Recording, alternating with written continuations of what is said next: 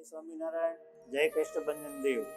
શ્રી મારુતિ ધૂન મંડળ યુવા ગ્રુપ દ્વારા સુરતની આંગણે જે યુવા કથાનું આયોજન થઈ રહ્યું છે 28 ડિસેમ્બરથી 3 જાન્યુઆરી સુધી.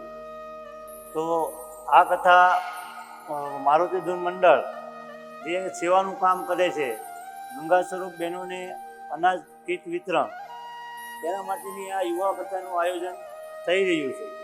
યુવા કથાના વક્તા શ્રી સારંગપુર ધામના શાસ્ત્રી શ્રી હરિપ્રકાશદાસ સ્વામીના મુખેથી સાંભળવા મળશે.